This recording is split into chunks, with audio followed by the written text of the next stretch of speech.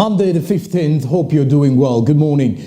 How are you doing? Welcome on board to Smart Means Business. I'm Jerome Paul Sonko and many thanks for joining us.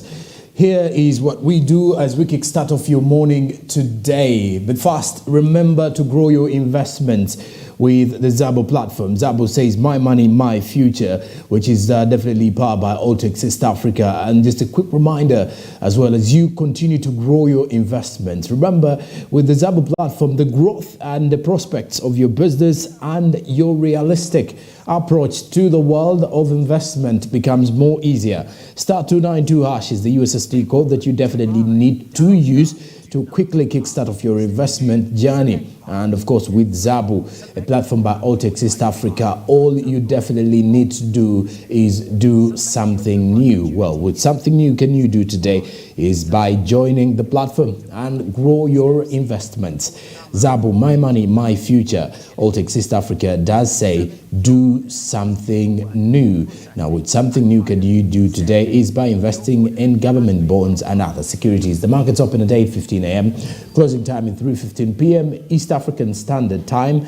And also note that these markets are fully closed during the weekends and on public holidays. Zabo, my money, my future. Alltech East Africa, do something new. All right, big on morning conversations and big on business-related topics is Smart 24 television. But besides that, as we kickstart off your morning, we're definitely here to make sure that you, a viewer, are kickstarting off a week with lots of hopes.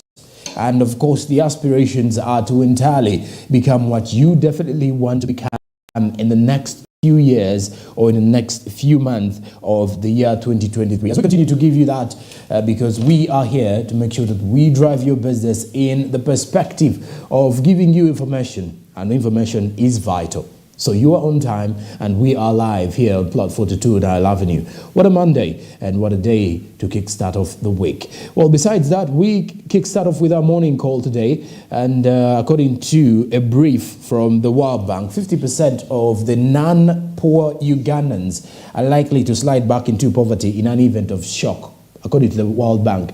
Now, in the perspective that we have, 50% of those who are not classified as poor Ugandans. Now, according to the World Bank, in the next few months or so, they are likely to get back into that side of poverty.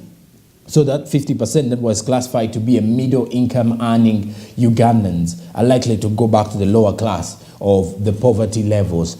And there's at least 50% of the Ugandans who are classified under the non-poor.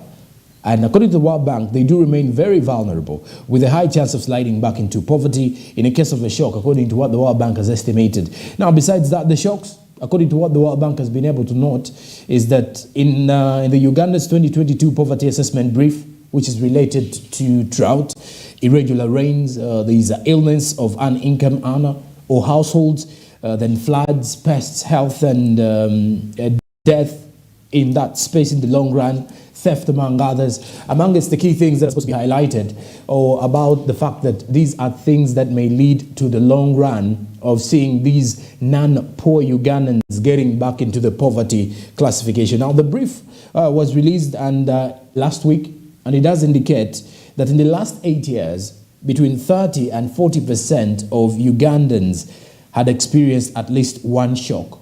Now, besides that, with only, briefly when you look at this, that with households in rural areas and poor households being exposed the most in this space. Now, rural households, according to what the brief further notes, are likely to take the hardest knock from shocks given the such experiences, including the climate-related shocks. Now, these climate-related shocks, which are the most frequent, and they impact livelihoods in terms of food and subsistence incomes. Now, also besides that, these brief notes are likely to deplete their safety, and they're likely to deplete their safety nets, such as savings, help from the relatives, and the issue to do with the evolutionary reduction of consumption levels in a bid to cope with the same situation. Now, presenting the brief titled Strengthening Resilience to Accelerating Poverty Reduction Within Kampala, that was by Dr. Aziza Tamanov, who is a World Bank senior economist in poverty practice, did say that rural households are the poorest, which are most likely to experience shocks than urban or relatively well-off folks, by the look of things or by the look of what they do expect to be in there. Now, also, besides the kind of situation, is you get to realize that by presenting this particular brief, they actually furthermore said that it is further worsened by the limited likelihood to save among the poor and the decline in the share of agriculture. Then he said is likely to worsen by the limited likelihood to save among the poor and the decline in the share of agriculture to the economic setup. Therefore, according to what the World Bank indicates, the 40% who have been affected by shocks in the last 8 years had experienced a decline in income and assets, with a number of them sliding back into poverty. And also, furthermore, if we continue to give you more of these details, you get to realize that by the World Bank determining this takes us back to the fact that at the start of the year, there was a recession that was highly expected. Now, this recession that was highly expected was in context with the figure that was, if you get to look at the entire 2023, where the World Bank expected a recession, then also the mere fact that most of the governments globally are switching to what they could actually say, they are switching to more of what you could actually say recovery process or recovery modes. Now, besides the recovery mode, there is also an element of the fact that most governments are now turning away from the main use of cash to a cashless economy. Now, all these trends are driving a government seeking for loans from the IMF, extended credit facilities, name it, to ensure that they recover steadily. But besides that, as you continue to get through this, you get to realize that here in Uganda, it has actually been worse since last year. Why we would actually say it has actually been worse? There have actually been endless, what you could say, endless kind of situations whereby companies have been laying off workers. And in the layoffs of the workers or the employees, there has been a lot of things and lots of issues as well in regards to where the other person will be working after they've actually left this workplace. Now, also, this goes back to the idea that once you've been fired from your job, that means you're looking for another job. So this is actually representing the 50% of the Ugandans being highlighted in this report, including those who have actually been holding businesses for the last 2 years, which businesses have been able to collapse. And being able to collapse is actually a polite word. They have actually collapsed. Then in the same 2 years situation, these are businesses that have actually ended up shutting down, one due to taxes, you never know, or other people actually shutting down arcades or shutting down their businesses. We've got to see all this. And I think these are practical numbers by the fact that once you get to look at the fact that people's lives of living has been changing in the past few years or in the past few months, even in this year of 2023, this clearly shows you that it's exposing most of Ugandans to poverty at the most. But well, the question is, what is the government intending to do so? Because the high levels of unemployment do seem to be continuous, and they are continuously growing. And that is exactly what you come to realize at the end of the day, the space under which these things are happening. You want to, create an understanding that, well, you never know. Maybe what the president said, that through the parish development model, in the next few months, the government will be able to at least create jobs for those that will happen. But the rural households, according to these brief notes, are likely to take the hardest knock from shocks, given that such experiences, including climate-related shocks, which are the most frequent, are likely to impact livelihoods in terms of food and subsistence incomes. Then also, furthermore, the brief also indicates that in the last 8 years, between 30 and 40% of the Ugandans had experienced at least one shock, and that is a poverty shock, whereby you get to realize that at least out of that, there is one who is likely to bail out from the levels of middle income status to lower income.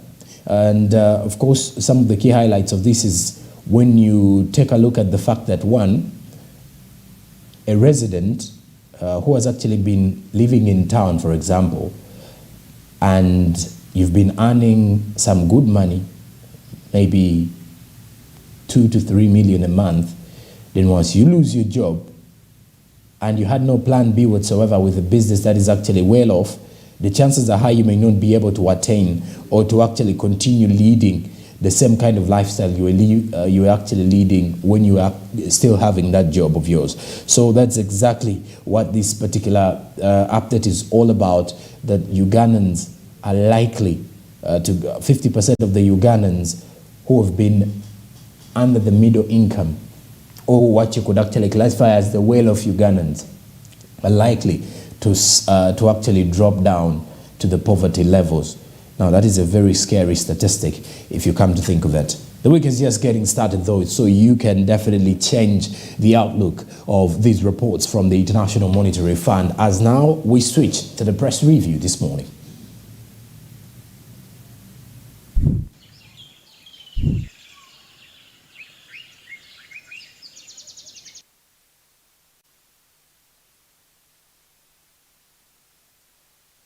All right, now with the press review, we've got the East African and the Daily Monitor, plus the New Vision with me.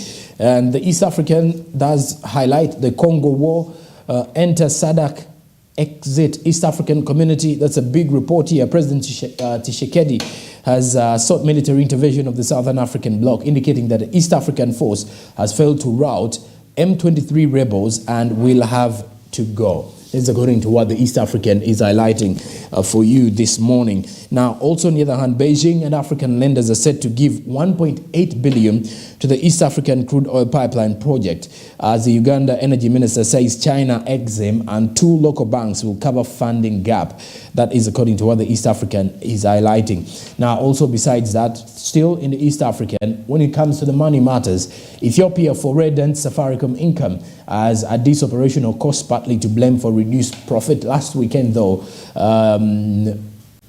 Safaricom was given a trading license in Ethiopia. So this is something that you could definitely get to look at steadily and understand why we are actually into this kind of situation as the details continue to come through with the East African newspaper. But also into the markets, low-hanging fruit for foreign banks. Their target high volume, low margin and retail markets, big outlook, and how it is actually being broken down here.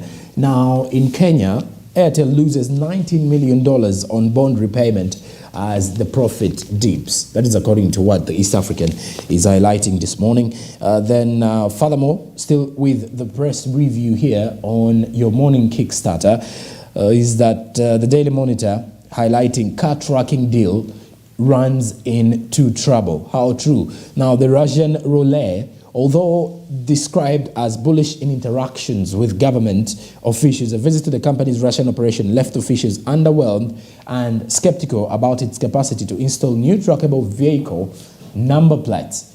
Well, that discussion started off as early as 2021, but it does seem like it is not likely to be pulled off any sooner. Now, also, Goslow Archbishop and Deputy Tayewa cautions on social media use. This is according to yesterday's preachings. Then furthermore, news, cities and municipals send mixed feelings on President Museveni's directive on garbage skips in every town. This is according to the Daily Monitor this morning. Then Kenya spills Uganda's milk export fortunes. The latest hiccup comes despite Kenya in March announcing the suspension of the ban of milk powder imports from Uganda. Now, that is according to what is being highlighted in the Daily Monitor. Now, also in the Daily Monitor, how the killer policeman was tracked and arrested after the flying squad and the crime intelligence team commanded by Busia District Police Commander Didas Biarhanga said Police Constable Ivan Wawire had reportedly been making phone calls to a female companion he was expected to meet at the Busia, Kenya County Stadium. So he was actually expected to flee out of the country after killing or after assassinating the Indian money lender. That was on Friday afternoon. All right, now lastly, from the press review though, we take a look at the new vision as government launches cheap 3% loan for traders. The Katale loan scheme to complement Emyoga, according to what the government does intend. Then plastics causing infertility and cancer. Stop plastic pollution, a new drive, as the new vision is highlighting here. Now also Fare the Well Angola, a picture of soldiers carrying the casket of the late minister as his burial took over last weekend is what you definitely need to have in here this morning to read more of what is happening from there. Now, the moneylender killer cop captured in Kenya as he was fleeing from the country. Now, parish development model, the parish chiefs get pay rise, according to a report here by the New Vision. Now, behold the champion Stanbic Bank Managing Director Anjuko, pictured here crowning the Stanbic Pirates, who beat Cobs to the league title over the weekend. As you can definitely see, more details here in the New Vision, Daily Monitor, and the East African newspaper. Now, with the press review aside, we cross over to the traffic updates to see what is happening in regards to the flow of traffic this morning around Kampala and the routes that are actually leading to the capital this morning.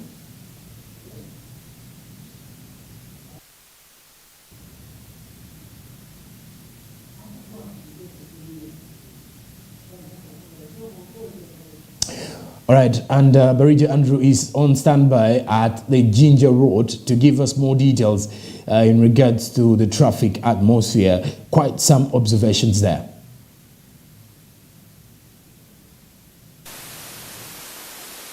What's happening around the real-time traffic to make it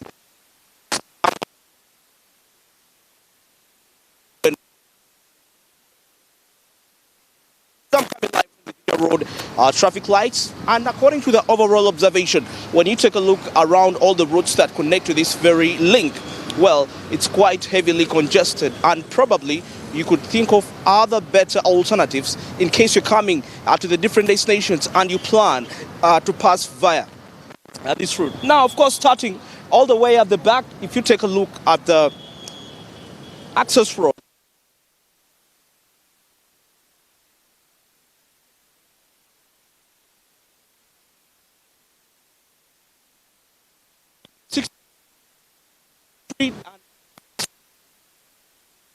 realize that causes quite a huge congestion according to the look of things. Same applies to the people that are coming in from areas like in Zambia, from Chibuli, and you probably plan to connect towards this very route. Well, it's quite a little bit also congested according to the look of things, despite the fact that you can observe the vehicles being released, but it's quite a little bit deceptive according to the look of things here. So that can easily make you feel like, you know, the vehicles are moving, but it's quite very heavily congested. Like I explained, we can attribute these to the holes, to the potholes around the roundabout. That is an access road connected around there. So that explains the situation we are observing around here, of course, connecting to the Ginger Road traffic lights. Well, now let's switch our eyes to Kampala Road connecting towards Ginger Road. Definitely, yes, for the people that are coming in from Kampala and you probably towards let me say you're heading towards Bwegere, you're heading towards Ntinda, you're heading towards Nakawa. Well, it might be quite a free lane for you to come and pass here and go and execute what you ought to execute. Of course, despite the fact that the traffic officers hold the vehicles for quite a few intervals, well, that doesn't mean that you can't use actually this route if you're connecting to town, because according to the look of things, there is no huge or thick fleet of vehicles making a line all the way from there, sloping down the side. So it's quite a little bit friendly for the people that are coming in from Kampala, and you're probably connecting towards where you're heading to Ntinda and so many of the destinations that are along the Ginger Road. Well, it's quite very affordable for you, and it's quite profitable in this sense that you'll be able to reach in the required time that you ought to reach. So you can keep running your business that way and follow that route and come and execute. It's quite friendly. Now, switching our eyes away from Kampala Road connecting to Jinja, let's take a look at the Yusuf Lule Road. Yes, of course, connecting all the way to Nile Avenue and linking up to Garden City. Of course, as you proceed, you head to Kololo towards the golf course. Yes, looking at the vehicles that are coming in from that side, well, according to the look of things, it seems like the traffic, the fairway traffic lights actually seem to be a little congested, because I'm seeing quite a number of vehicles coming in from that side. Because remember, there is the fairway traffic lights junction all ahead at still this road.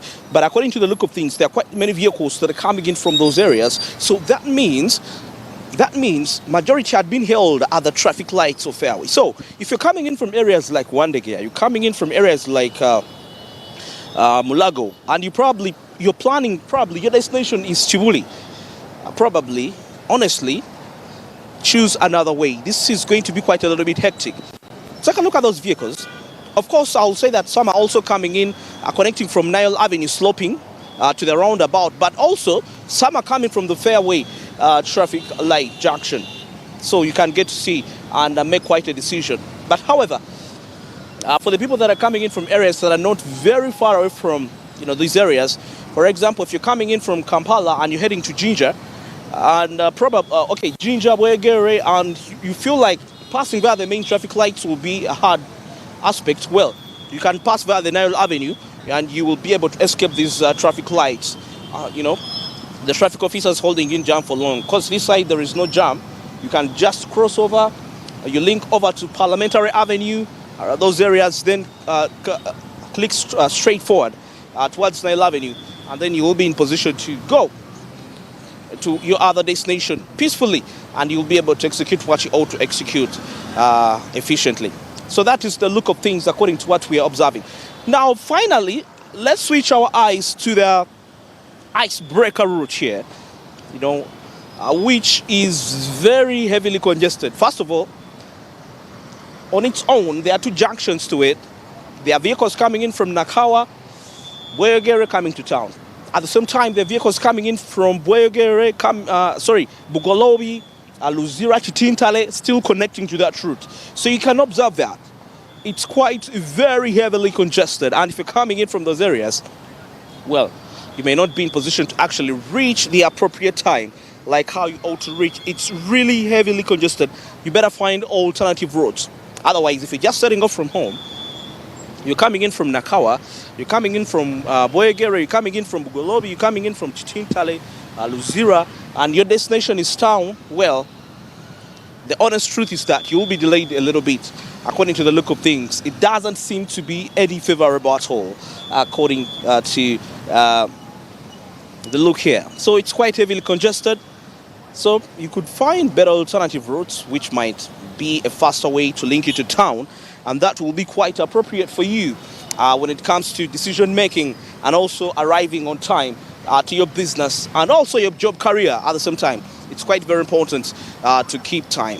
Well, that is it for the traffic updates this morning. Andrew Barije, and of course at this very time, let's get back to studio with Ijora. In regards to the traffic flow, that is Jinja Road. Meanwhile, now we do take a break. I return with Karibu East Africa. That is the latest information coming in from the East African Community region in regards to the business perspective. And then not only that, I have more coming in with the international updates. Stick around. Good morning.